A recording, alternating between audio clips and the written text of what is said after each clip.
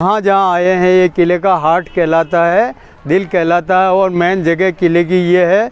पूरे किले पे टूरिस्ट आता है और अगर यहाँ का एरिया नहीं देखा है तो उसका आना बेकार हो जाता है, क्योंकि भक्ति शक्ति और यहाँ आर्ट जो कला देखने को मिलेगी, ये जगह पे अद्भुत अद्भुत नज़ारे देखने को मिलेंगे, क्योंकि ये मेन जगह किले की है और विजय स्तंभ का एरिया कहलाता है।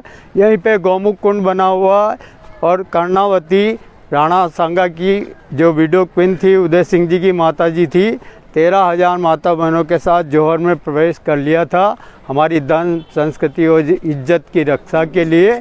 ये विजय स्तंभ वगैरह इधर अपन देखेंगे, 5-7 पॉइंट दिखेंगे आपको और ये किले का हार्ट है।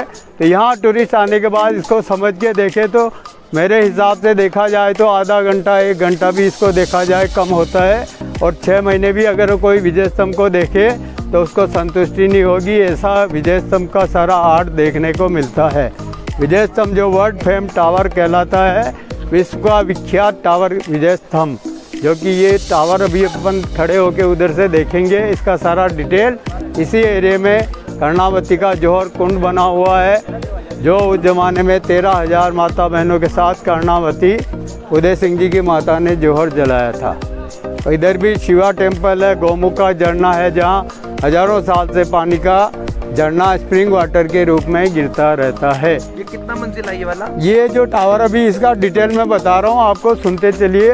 1440 से पहले राणा कुंभा ने, महाराणा कुंभा जो हमारे हुए ना कलाप्रिय शासक, मैंने उनको बताया है, तो महाराणा कुंभा ने बहुत बड़ा फौज सेना ले जाके, उनका कहना था कि मालवा मध्य प्रदेश एरिया में महमूद खिलजी जो कि उधर का शासक था, हमारे हिंदुओं पे अत्याचार हो रहा था और हमारे हिंदुओं पे दबाव बना रहा था वो धर्म परिवर्तन वगैरह का, तो हमारे लोगों का विरोध हो रहा था।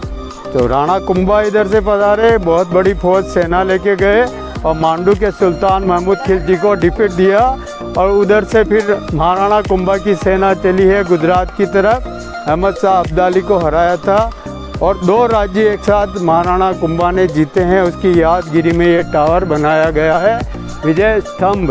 शुद्ध हिंदी में देखा जाए विजय का प्रतीक स्तंभ, और इसको एक विष्णु स्तंभ के रूप में भी लोग मानते हैं, क्योंकि इतनी मूर्ति कला है कि इसका दर्शन मात्र से आदमी धन्य हो जाता है।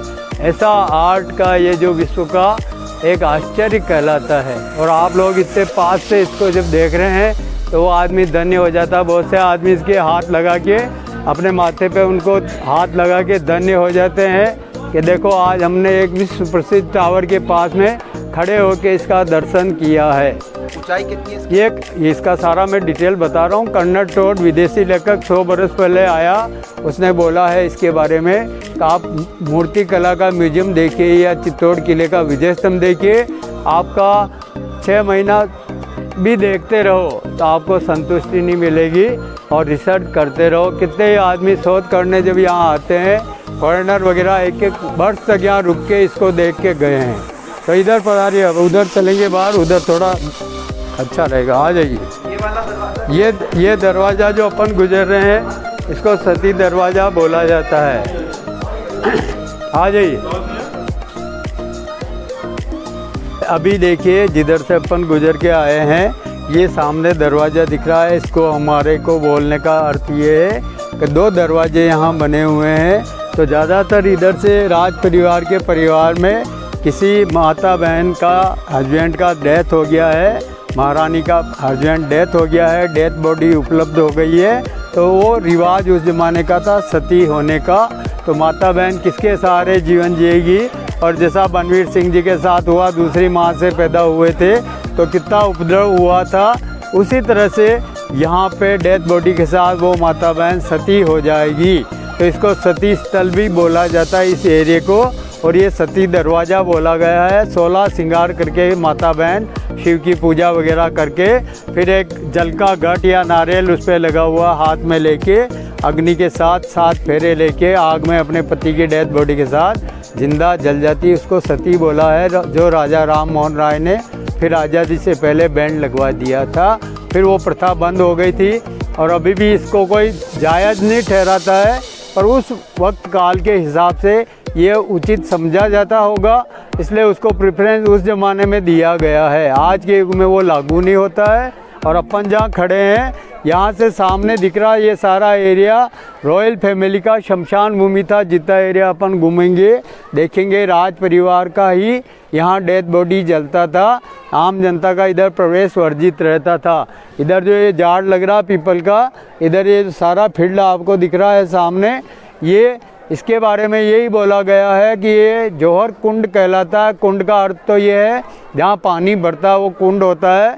तो ये खाली स्पेस, ये गड्ढा रहा होगा कुंड का, पानी वगैरह नहीं होता था इसमें। तो इसी एरिया में ये 40 फुट के गहरे में सारी चंदन की लकड़ी डाली गई। पंचमेल लकड़ी इधर बोला जाता है। सभी जो पूजनीय पेड़ है उनकी लकड़ी इसमें बिछाई गई और चिता बनाई गई। और 13,000 माता बहने गुजरात के बहादुर शाह का हमला हुआ 1535 के दौर में। तो उस वक्त कर्णावती उदय सिंह जी की माता जिसने हुमायूं को राखी बेच के अपना भाई बनाया था।